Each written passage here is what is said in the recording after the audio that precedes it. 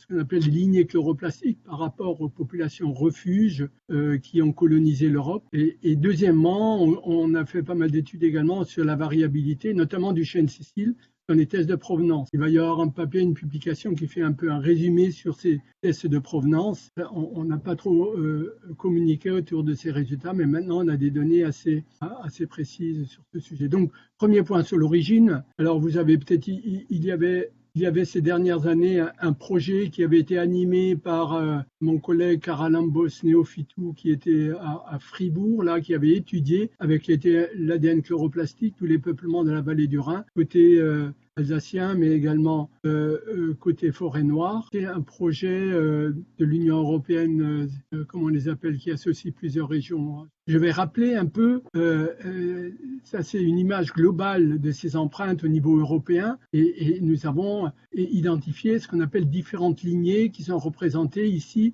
par différentes couleurs. Vous avez la lignée jaune, donc, ou B, qui finalement représente tous les chênes, un peu qui sont issus du refuge espagnol et qui ont monté vers le nord avec le réchauffement climatique post-glaciaire. Vous avez la lignée rouge ou C, qui elle vient d'Italie et qui est montée tout droit vers le nord, comme vous le voyez. Et puis vous avez la lignée bleue, qui est une lignée balkanique, qui a envahi finalement l'Europe en passant par le nord des Alpes et pratiquement jusqu'au niveau de Perpignan des Pyrénées.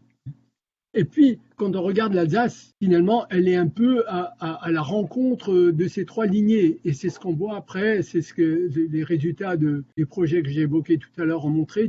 Vous avez ici, ça vient de la publication justement des Néophytou qui avait étudié tous ces problèmes, toutes ces empreintes génétiques europlastiques en Alsace et en vallée du Rhin. Et vous voyez que pour le chêne pédonculé et Sicile, vous retrouvez des bleus donc venant des Balkans, des rouges venant de l'Italie et des jaunes venant de l'Espagne.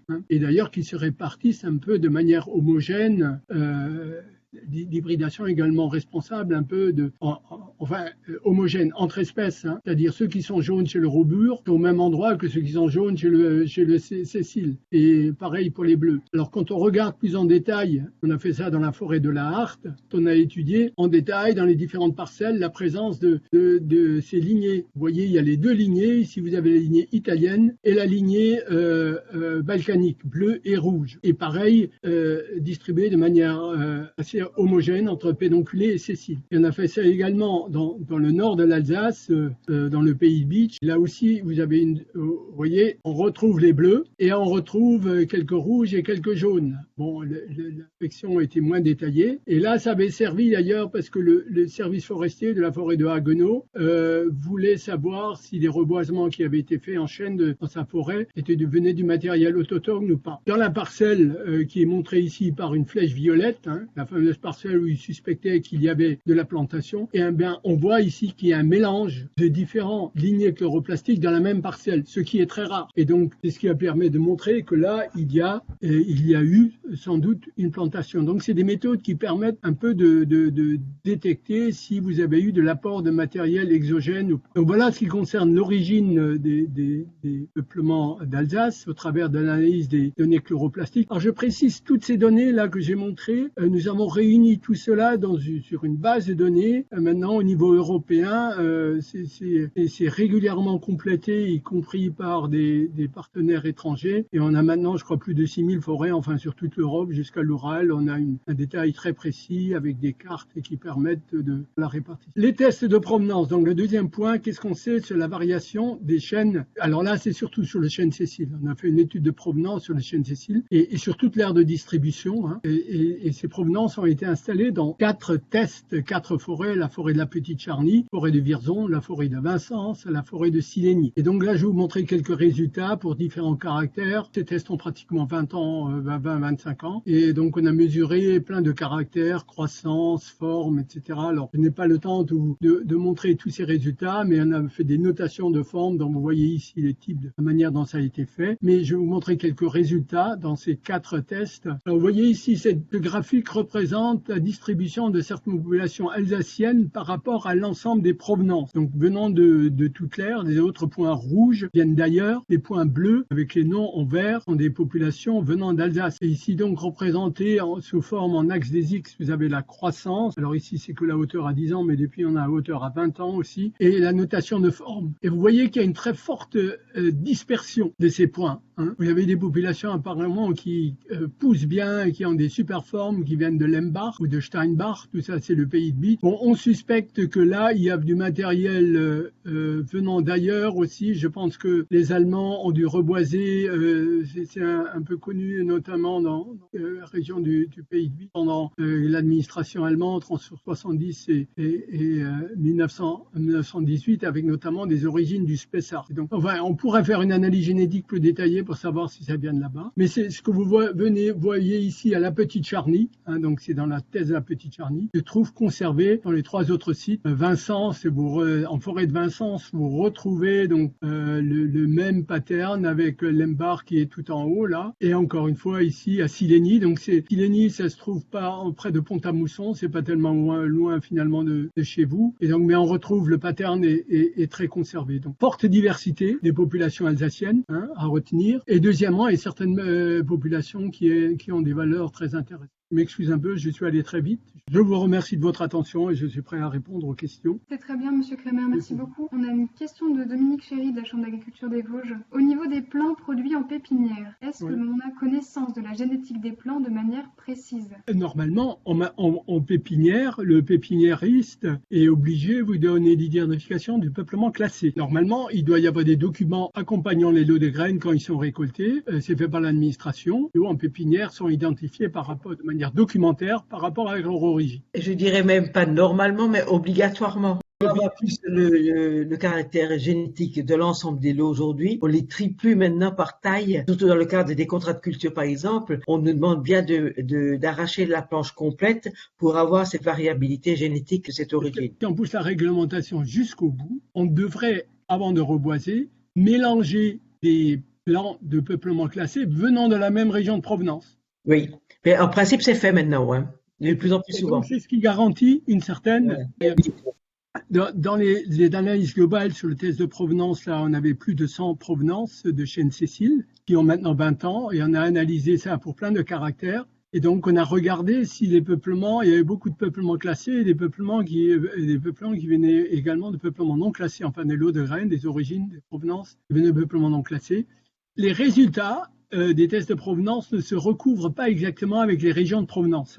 Par exemple, les meilleurs, je vous donne, c'est peut-être un scoop, on constate que les très bonnes provenances sont souvent des provenances venant de la vallée de la Loire, puisqu'un peu vers l'Allier, mais on retrouve là-dedans également certaines populations alsaciennes, dont la fameuse Lembach. Je pense qu'il y aura dans l'année qui vient là une publication qui montrera un peu tous ces résultats, donc des résultats maintenant de tests qui ont 25 ans, donc mesurés pour les notes de forme, la croissance, le débourrement, enfin, on a réuni toute cette information. On a Luc Pérez qui demande comment est abordée la diversité intraspécifique au sein de la pépinière. Je ne pense pas qu'il y a une mesure, je pense qu'il doit y avoir des règles de récolte, c'est-à-dire on estime que la diversité est suffisamment élevée dans un lot récolté en forêt si un certain nombre de critères sont respectés lors de la récolte, comme le nombre d'arbres qui fructifient en moyenne par unité de surface. Il va y avoir des règles en termes de proportion, etc. Mais si cette proportion est respectée,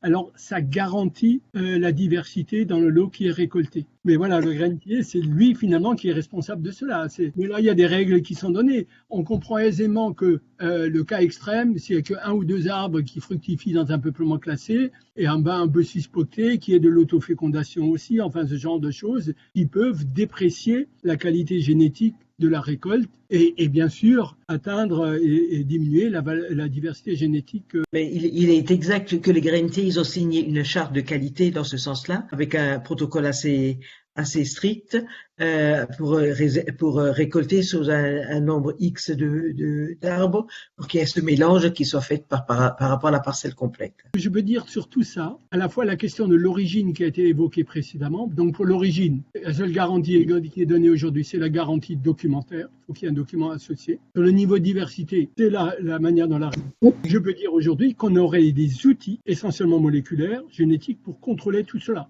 Vous avez vu tout à l'heure l'empreinte là chloroplastiques qui sont assez structurées géographiquement. On a également des données, des empreintes nucléaires qui permettent de mesurer la diversité, s'il fallait le faire, et d'inférer une origine géographique. Et pour l'instant, on avait proposé ça il y a quelques années, faire ça de manière routinière, offrir ces services, autant pour la filière graines que pour la filière bois. D'ailleurs, on peut faire la même chose sur des échantillons de bois, à savoir leur origine et, s'il le faut, également la diversité. Là, c'est plus l'origine. Je veux dire que nous avons mis au point tous ces outils et ils sont aujourd'hui utilisés beaucoup dans les régions pour limiter l'exploitation, l'exploitation illégale. Quelqu'un me demandait: avez-vous des résultats entre le croisement entre des chênes Cécile et des chênes d'Amérique? L'hybridation n'a lieu qu'entre les chênes de la même section. En clair, les chênes blancs, les chênes européens qui nous intéressent, Cécile, pédonculé, pubescent, cousin, etc., sont ce qu'on appelle les chênes blancs. C'est la section des chênes blancs. Ils peuvent s'hybrider avec les chênes blancs américains. Mais le plus connu dans les chênes blancs américains, il y a le fameux Quercus alba. Et Quercus alba n'est pas planté en Europe. Contre, la section des chênes rouges n'est pas présente en Europe. La section des chênes rouges auquel appartient le chêne rouge que l'on connaît, Quercus rubra, il ne s'hybride pas avec les chênes blancs. Donc il n'y a pas d'hybridation possible en Europe, où il y a surtout, comme chêne américain, il ne s'hybride pas avec nos chênes blancs. Non. Ça, c'est absolument certain. Il y a des croisements, des essais de croisement contrôlés qui ont été faits par des collègues américains. Ça remonte déjà à plusieurs décennies. Merci pour votre réponse. Il y avait une deuxième question. Est-ce qu'on a déjà pu identifier les gènes de résistance au stress hydrique? Alors, oui, c'est compliqué parce que quand on parle, est-ce qu'on a identifié des gènes? Quand on pense à des gènes, on pense à quelques gènes. Eh bien, ce n'est pas ça. C'est des centaines, voire dans certains cas des milliers de gènes qui interviennent et des combinaisons de ces gènes. Et alors, le problème pour nous, généticiens, si on veut retrouver ces gènes en question, c'est qu'on s'est aperçu qu'une même réponse en termes de résistance d'un individu peut résulter de différentes combinaisons de gènes. Il n'y a pas qu'une seule voie unique pour arriver à une résistance. Et c'est ce qui explique que quand on étudie des populations différentes ou des individus différents, on trouve des fois des combinaisons de gènes différents. Et ce n'est pas propre aux arbres, ça. C'est propre à la plante, aux organismes complexes de manière générale. Alors, dans tous ces caractères qui nous intéressent, au plan économique et écologique, c'est un peu général ce que je viens de dire là. Il y a quelques caractères pour lesquels on a un nombre limité de gènes qui interviennent, mais il n'y a pas beaucoup de tels caractères, malheureusement. Et parmi ceux-là, alors c'est pas connu chez les arbres, c'est surtout chez les plantes cultivées. Souvent, pour la résistance, c'est lié à des gènes, à peu de gènes, à quelques gènes chez les plantes cultivées. Mais quand on a étudié ça chez les arbres, on s'est trouvé devant ce que j'ai évoqué tout à l'heure, le fait qu'il y a un grand nombre de gènes qui interviennent. Donc là, pour être vraiment franc sur cette question-là, je ne pense pas que la génétique ait une réponse précise, qui peut prêter à une valorisation pratique dans un futur immédiat. C'est compliqué. Bon, il faut savoir le reconnaître, mais c'est ainsi. Pour votre réponse, M. Crémer. Je vous remercie aussi de m'avoir invité. Aujourd'hui, c'est toujours avec grand plaisir que je parle des forêts du Nord-Est.